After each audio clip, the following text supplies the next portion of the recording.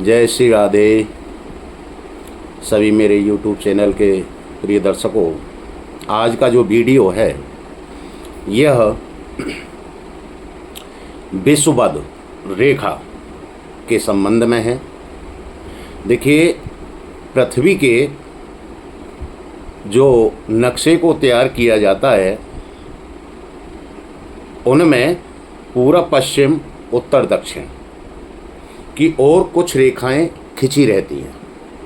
पूरब पश्चिम उत्तर दक्षिण इस तरह से रेखाएं खिंची रहती हैं।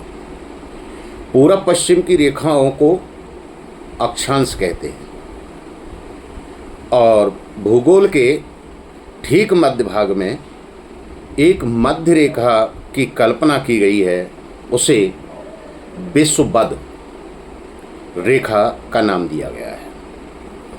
प्राचीन काल में यह मध्य रेखा अर्थात विषुवद रेखा लंका से आरंभ होकर उज्जैन, कुरुक्षेत्र आदि देशों का स्पर्श करती हुई मेरु पर्वत यानी उत्तरी ध्रुव तक पहुंची हुई मानी जाती है।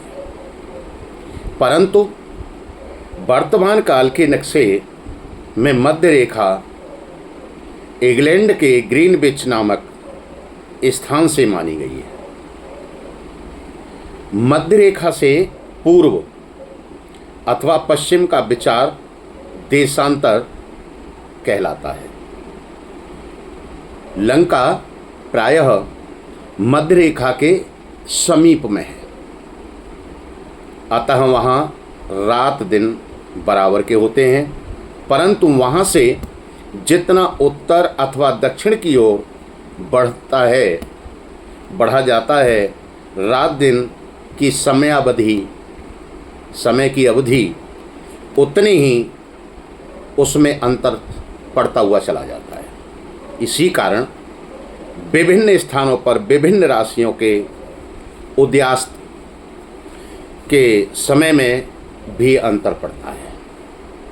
जिस प्रकार पृथ्वी पर मध्य रेखा अर्थात विषुवद रेखा की कल्पना की गई है, उसी प्रकार आकाश में भी एक मध्य रेखा मानी गई है, जिसके 8 अंश उत्तर और 8 अंश दक्षिण तथा मेष राशि आदि 12 राशियों की स्थिति होती है।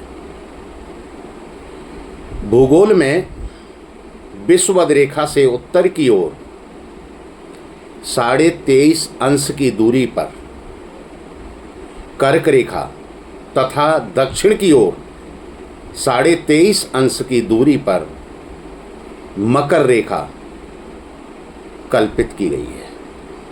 इस प्रकार भूगोल शास्त्र के अनुसार अक्षांश और देशांतर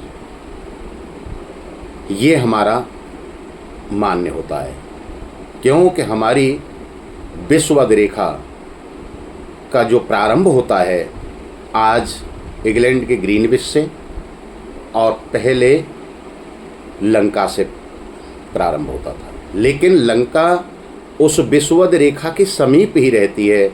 इस तरह से हमारे अक्षांश और देशांतर निकलते हैं। जय श्री राधे। जय